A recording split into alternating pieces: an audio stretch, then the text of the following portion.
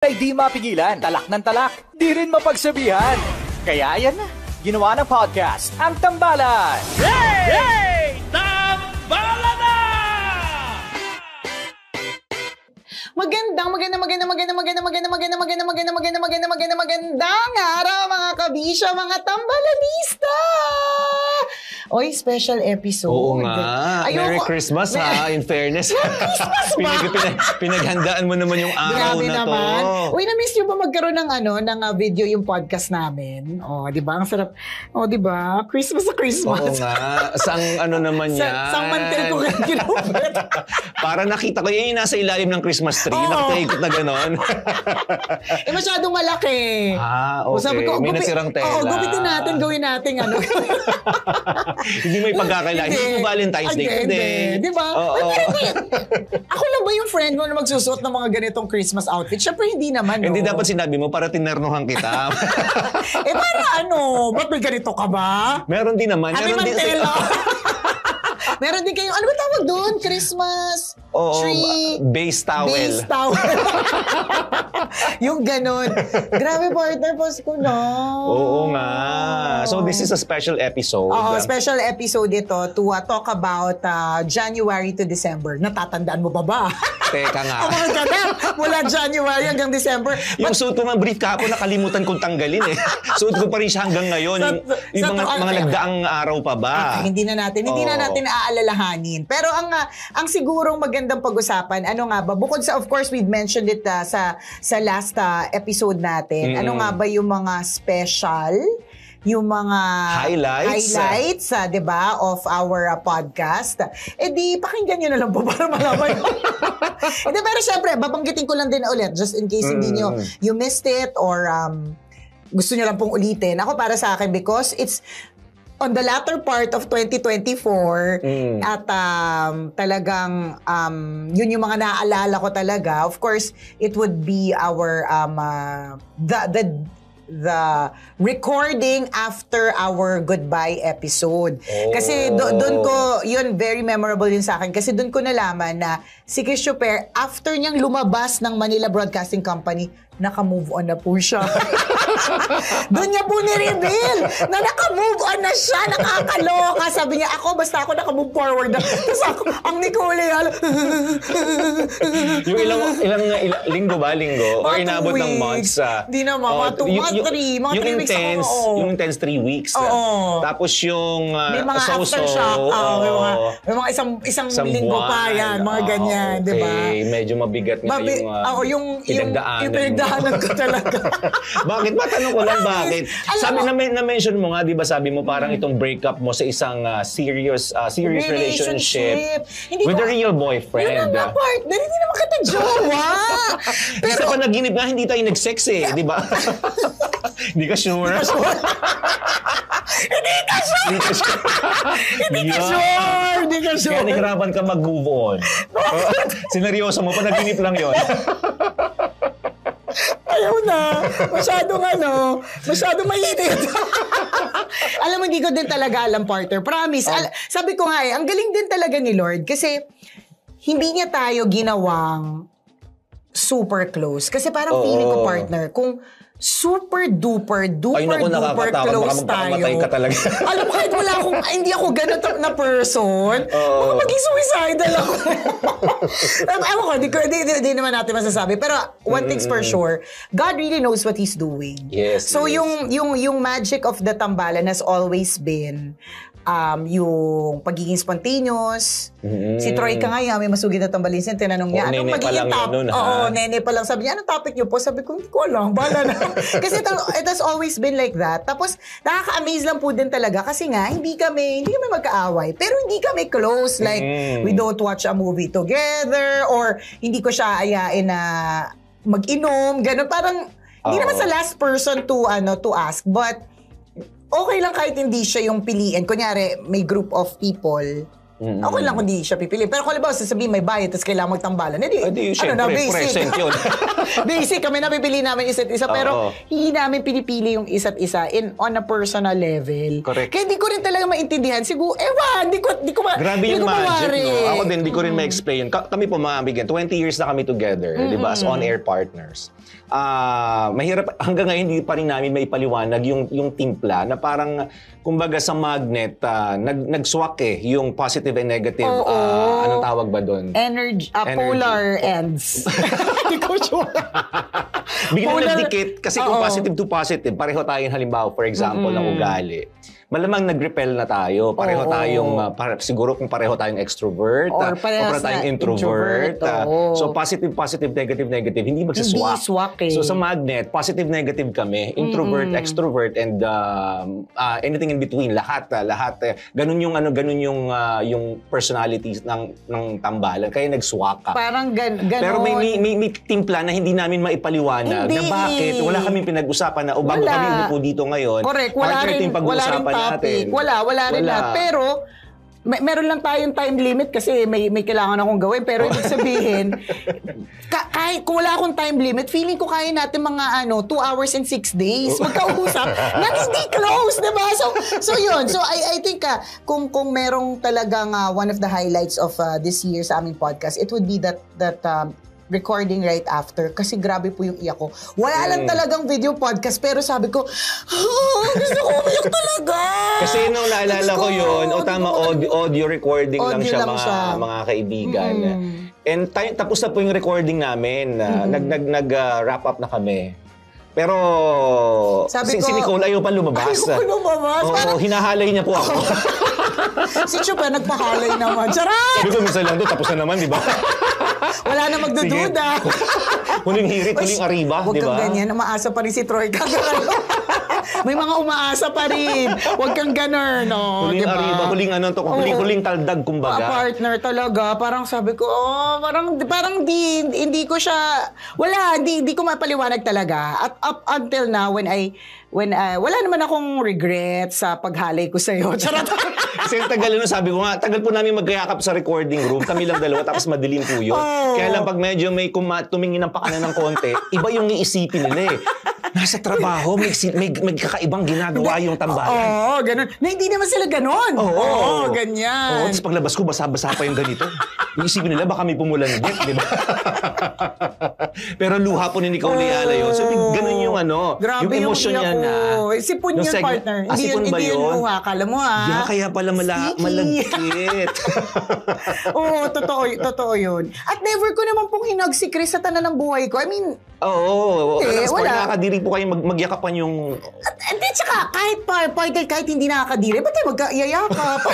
Diba? Di pag-holding hands nga, nandidiri kami. Ano naman yun? Mall show, ganyan. Hindi, pero maski mall show, partner, holding hands yun Iba, parang feeling ko, iba yung yakap. Parang iba siya Parang may init, gano'n. Hindi ko alam. Parang, basta, kasi siguro, partner, parang, plot twist ng taon. Alam mo yun? May mga ganyang eksena. Kaya... So, iba pa to sa pinaka-breakup moment nung nalaman natin yung news na hindi na pala mag-broadcast si Chuper the following day. Iba pa yung emotion mo nun. Iba pa. Galit ako sa'yo nun. Hindi totoo. Sige, share mo na mahaba pa. Meron pa tayong 8 minutes. 8 na lang ba? Naku, parang di ka siya sa 8 minutes yung galit ko. Hindi, The day after the breakup. The day after. Hindi, kasi diba, ganito pa sa nangyari. Nag-celebrate pa kami ng 20th anniversary ng September. Ano ba yun? 28 ba? 28. Tapos, natatandaan ko, ang dami kong ininom noon talaga. Lasing na lasing talaga ako. Hindi naman, medyo nakainom din talaga. Tumaas yung kakainom ko, partner. Tumaas yung dugo mo? Tumaas yung alcohol tolerance ko, promise. As in fairness, dapat pala ganun lang. Dapat pala, ganun. Kaya ko na magpatumba ng mga bata. Alam mo, tumaas. Anyways. So, ang after that anniversary celebration, minessage ko pa si partner. So sabi ko, happy anniversary partner, ganyan. I really hope that you change your mind, channelin, ganyan. Tapos may mga sinabi siya na hindi naman siya aalis, ganyan. Tapos sabi niya I have no plans of leaving, blah, blah, blah, ganyan. Happy anniversary partner, ganyan. Tapos I have no plans of leaving. Pero. 3 days later. Hindi pa yun. Hindi pa 3 days later. Yung dulo ng message niya, ganito. By the way, maglilib ako sa October 1 kasi magpapail ako ng candidacy. So, Saan part? Alin? Doon sa mga sinabi mo na hindi ka aalis. Ay, wala naman sinabi nga alis doon Diba? Magpa-file lang naman ako. Ayun na nga. So, wala. Kasi siguro, dahil nga biglaan ang lahat, hindi naman, medyo nagulat ang super na parang, ako din Kaya, okay, ganito po kasi yan. Ang dami ko sa'yo kwento. Ganito po kasi yan.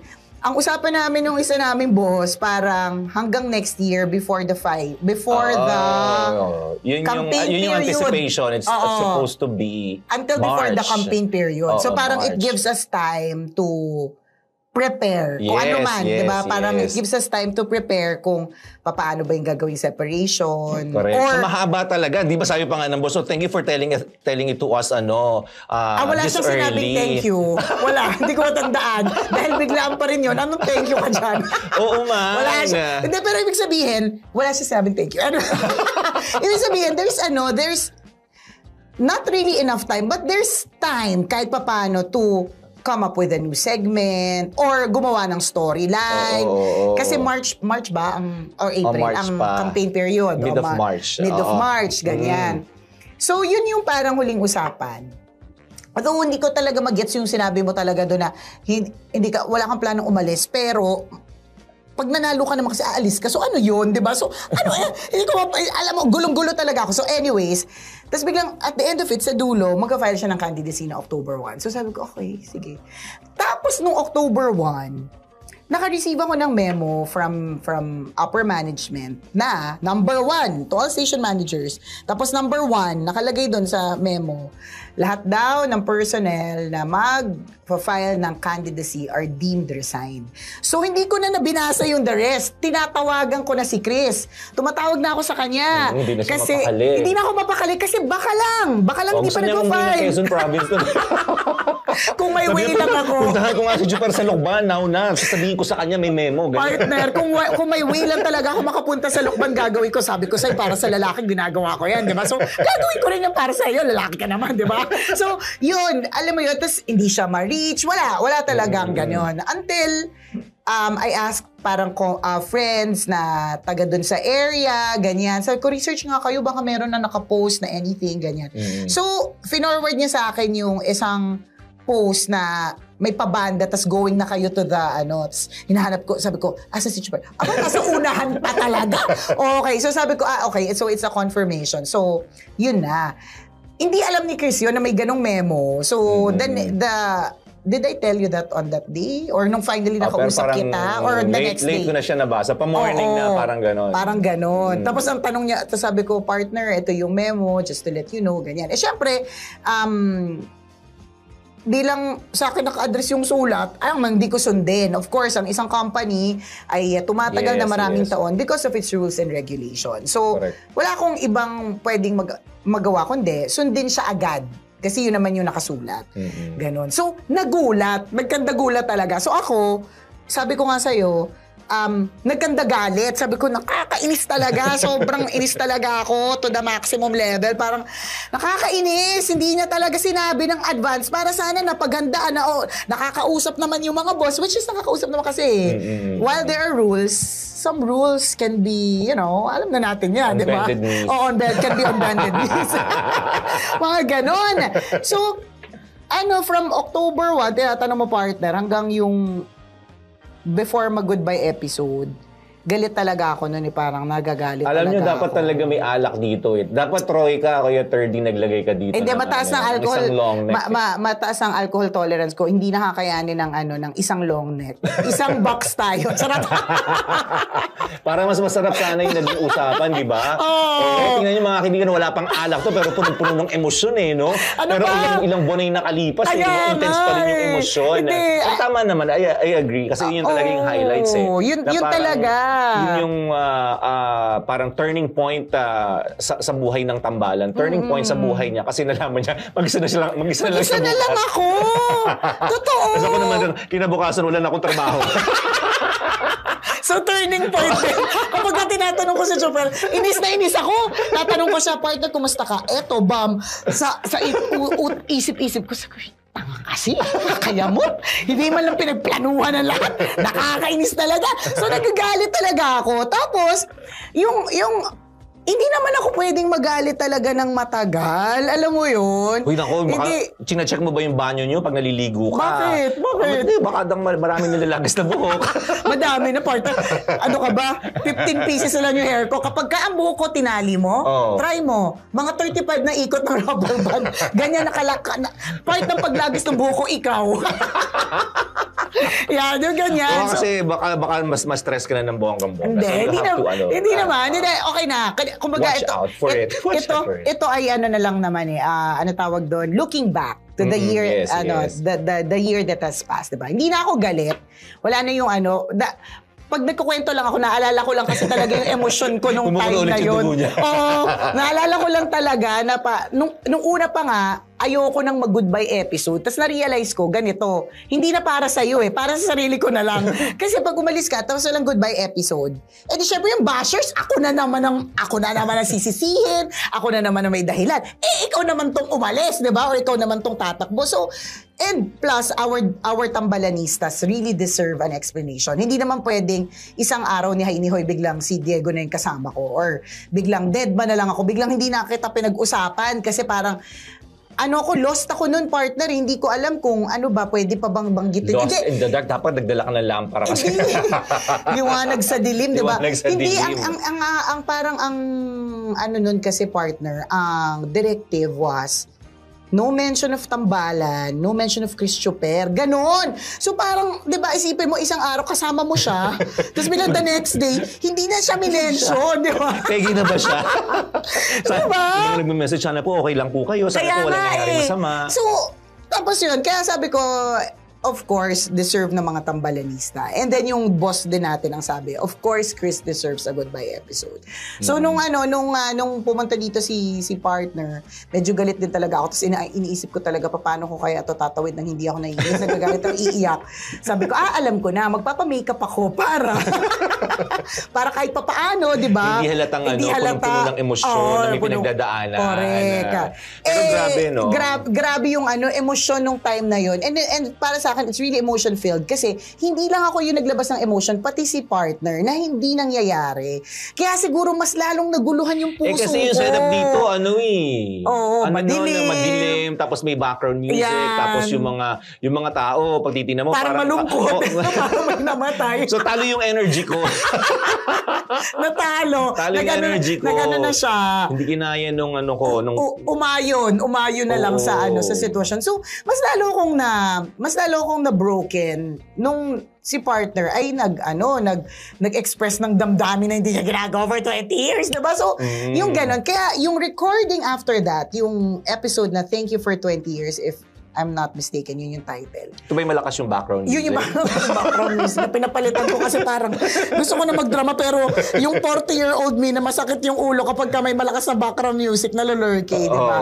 So, that for me, I think is most memorable. Yes, na pwede niyong balikan. Yes, di ba? Malamang kayo rin yung mga nanonood sa atin o mga nakikinig sa atin sa tambalan podcast natin. Meron din kayong highlights of the year. So pwede niyong balikan. Totoo yun, masarap balikan yung mga highlights. Pwedeng positive or negative. Correct. Kung negative, mag-iiwan po sa atin yan ng maraming magagandang lessons.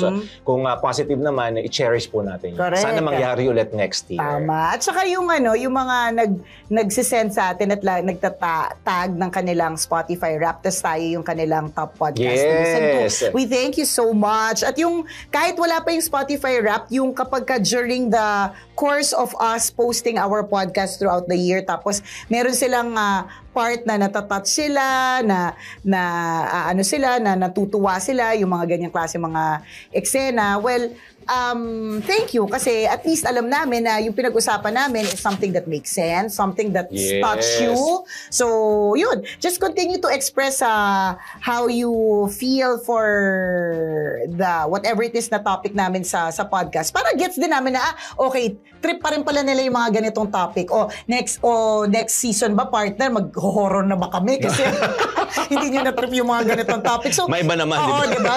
And alam mo, napansin ko, partner, dun sa mga nagtatag sa akin ng kanilang Spotify Wrapped, big siya. Parang usually, kapag top 2 or top 1 si Tambalan Podcast, kasunod dun yung nakakatakot. Okay. Diba? So, pwedeng yun na rin yung Pwede rin kasunod. direction natin. Kasi parang magkakaganon. Diba? Pero wala.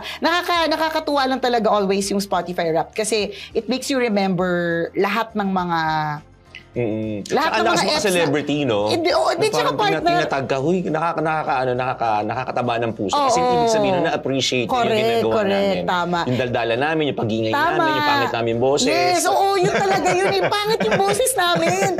Nung minsan na nag-host ako ng isang event, tapos ang lakas-lakas ng boses ko, gumagawa ko ng reels, tapos pinapakinggan ko yung boses ko, sabi ko talaga, mall yun di syempre parang pasigaw. Sabi ko talaga, paano natitake ng mga tao yung boses ko? Nakakairita kaya? Oo, kami try lang namin pakinggan dalawang episode. Hindi na namin tinutuloy. Buti kayo kinakaya nyo. Diba? Kaya we are so grateful dahil because yun yung lagi nyo pong pinapaalala sa amin. Every time you tag us and every time that we are part of your whole year. At hindi lang part yung podcast version, kundi maski yung mga songs. Kunyari sa Spotify, yung most listened to songs mo, it also speaks of whatever your emotion was throughout the year. So, January ba? Sarili mo ba sa'yo? Alam mo kasi, isa lang kasi ang Spotify naming praise family. Songs na naman yan. Hindi nga dapat praise songs. Kasi pag malungkot, hindi, alam mo kung ano? Ano? Nakakatawa. Nung nagbumubuan ako sa'yo. Pumapasok ko yung mga office mates natin sa office. Tapos ang Spotify playlist ko, The Art of Letting Go. Totoo. Tapos si Troy ka nagsasend ng mga kantang nararapat at naaayon. Nakakaloka! Di ba? So yung mga ganyan, nakakatuwa kasi, okay, January, bakit ito yung mga songs na pinakikinggan ko? Siguro kasi this was a part of the year na talagang sobrang happy ko talaga and all. Di ba? Kaya yung Spotify Wrapped is really something, it's really great. And brilliant yung nakaisip ng thankful tayo kay wrap-up episodes. Mga ganon. Ano yun? Natai ka? Akala ko biglang lumabas sa puwet mo. Nakalimutan ko pala, may talking points na pre-mint. Okay lang. Wait lang. Happy birthday to you! Happy birthday to you! Happy birthday! Happy birthday! Happy birthday to you! Ay, ang galing mo dun napaniwala mo akong kinukuha mo yung script natin. Diba? Happy birthday, Concy. Ayun na. Oo nga, thank you, Konya B. Thank you. Wala akong pakikita, taga-record sila. Sabi ko, thank you, Kajot. Thank you, Robin. Thank you, partner. Ayan. Hindi nga nagsisingkin sa akin na mag-45, ayaw akong isipin. 45 na ba, sir? Excuse me, I'm 23. Kahit magka-batch. Parang 16. Balik kasama na kayo sa video podcast namin. Ayan. Yay! Hi, Spotify! So yun po. Thank you for the year that has passed. Maraming salamat po. Thank you. Yay! Salamat, Spotify. Thank you. Love Radio. Thank you. Ay, Spotify rin kayo. Diba? Ang dear love sa Spotify din. Ayan. Yay! Bye, everyone! Bye! Thank you! Happy birthday, partner! Thank